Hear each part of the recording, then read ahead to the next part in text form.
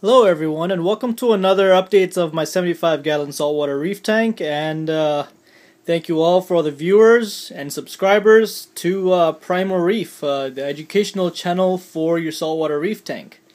How to do and do-it-yourself equipment and projects will be listed more in the future. So running along, it's been about day 26 or 27 for my reef tank cycle.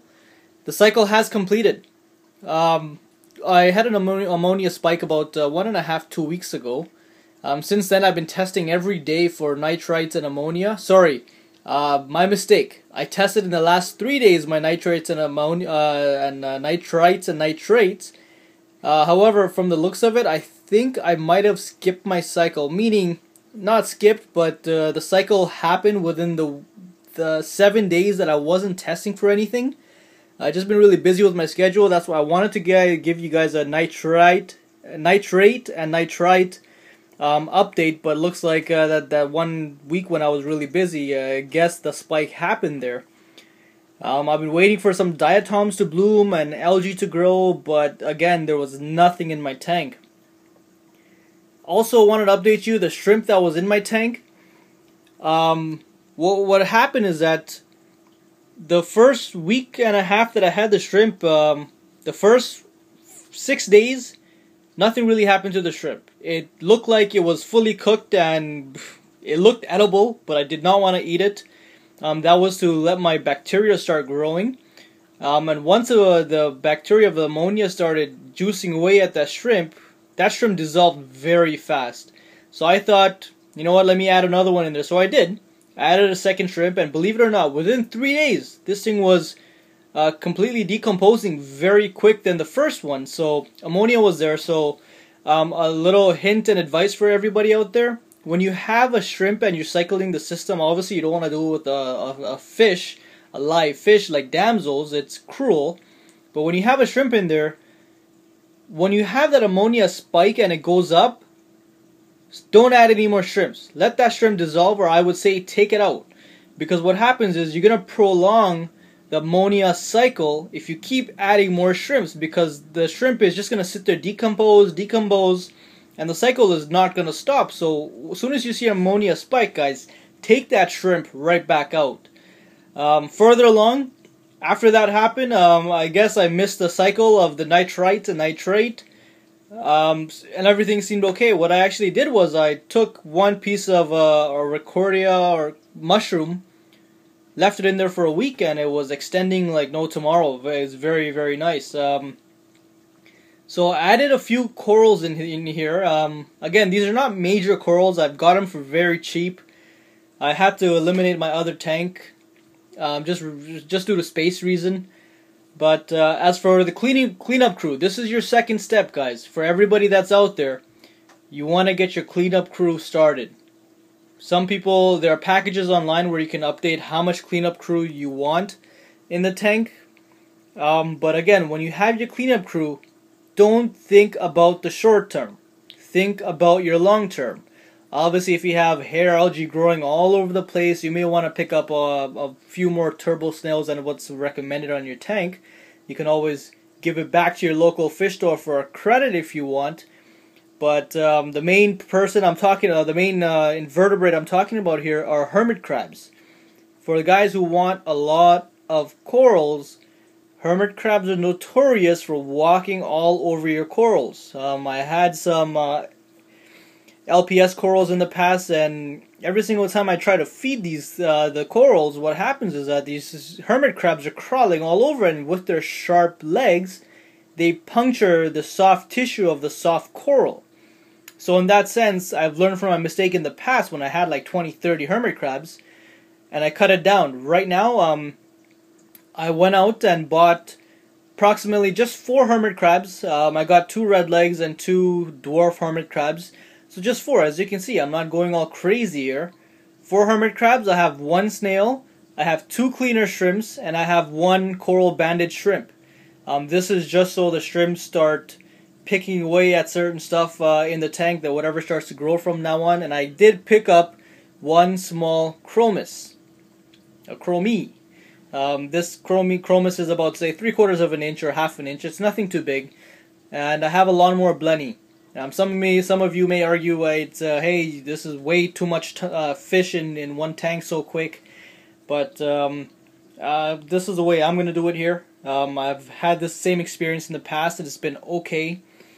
But overall, yeah, that one fish or two fishes are going to stay in my tank for a month. And next month I'll pick up another fish. But I'm going to take this process very slow. But as you can see, my tank looks gorgeous right now. I love it. I'm going to zoom in a little bit. I've had a few corals in here for about 5 days now. 4 or 5 days. But if you can see, there's my, I don't know what you call it, Recordia coral. I have my hammerhead coral, which is fully extended. That too. This side of the tank, on my left hand side, I only have 20 watts of LED. So as you can see, it's expanded very nice. I have 2 Montipora caps. Again, guys, I didn't spend big money on these, so don't be afraid. Don't think I'm spending a lot of money and wasting it. Just everything's gonna die. Knock on wood, touch black, it doesn't die. Don't jinx me, please. But this Montipora here was in my 20-gallon tank. As you can see, the polyps are starting to come out real nice. Let me zoom over to another Recordia. Again, fully expandable, fully extended. It's really happy with this. I have a frag of a green star polyp. This one just retracted a little bit. Just reason why is because I was just kind of playing around with the tank, and I moved that rock, so it's just starting to open back up again. And this is my real big Montipora that I have here. Big meaning it's only 3.5, 4 inches by 4 inches. Let me see if I can.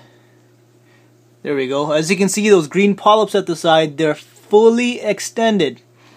They're not retracted halfway or midway. It's fully extended. I don't know what type of Montipora this is.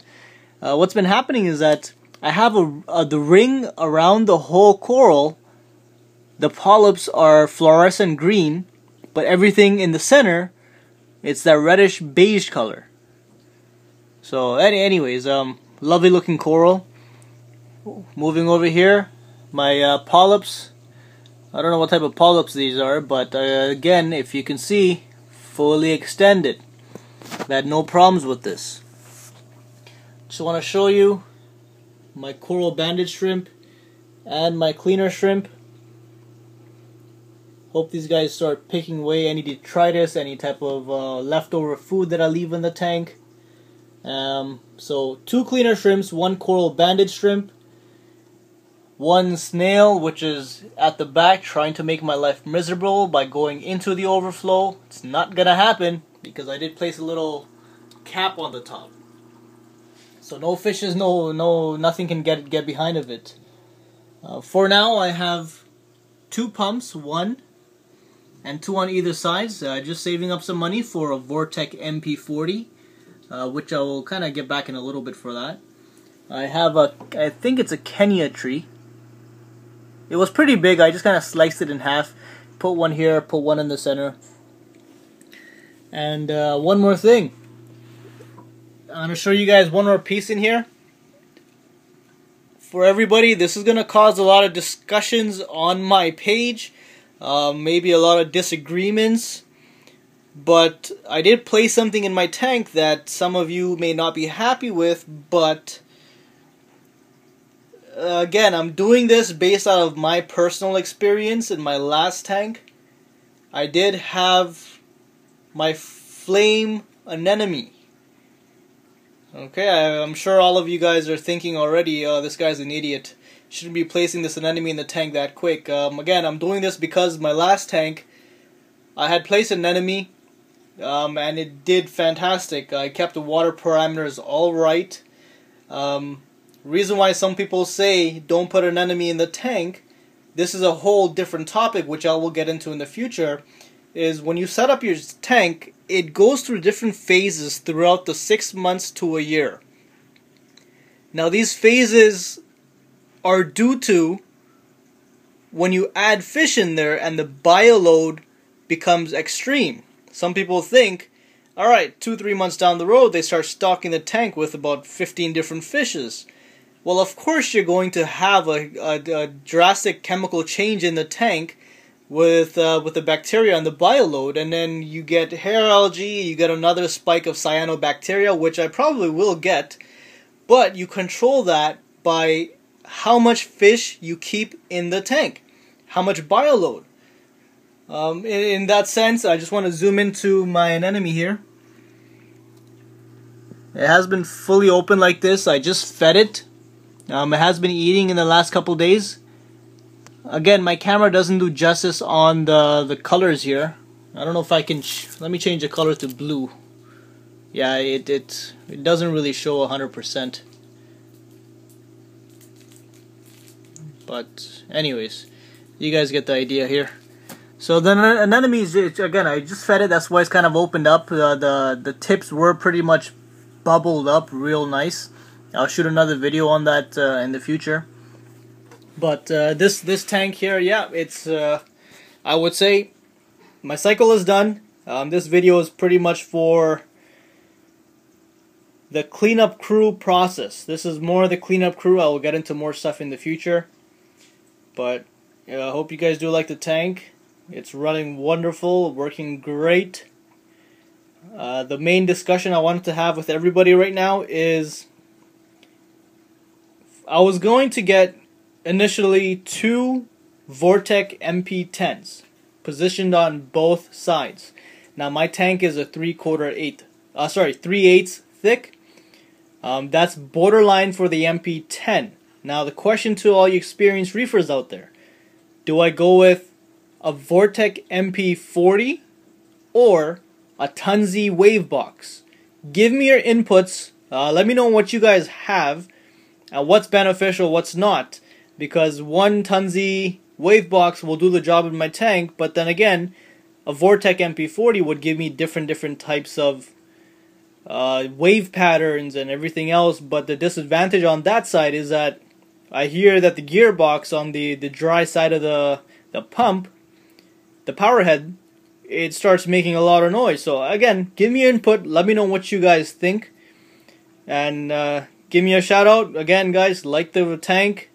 Feed me your comments, questions, and we'll go from there. I'll be posting another video on another topic very soon. So, question of the day: what pump do you have in your tank? MP40, MP10, or a Tunzi? And what do you recommend? Give me your feedback. What you guys are running on there. And the next video will be based on my LED floodlights with a 30 watt placed in. I will post a video on how to wire the system. I've had a few comments regarding a few people wanting to buy these, but again, they come with 3 wires sticking out, so I will post a new video on that. How to wire it, and the final result of my LED floodlights on my tank. 70 watts of it total. So, thank you very much, everybody. Subscribe to see way more videos in the future, and I appreciate everybody's comments and the subscribers I've been getting recently. I just hit 60,000 views. For some of you, that's pity, that's nothing, but you know what? Everybody starts somewhere, and I want to thank all of you, because without you guys, I wouldn't have got the views or the hits. So, thanks once again, and enjoy the future videos for Primo Reef, educational updates on my 75-gallon saltwater reef tank.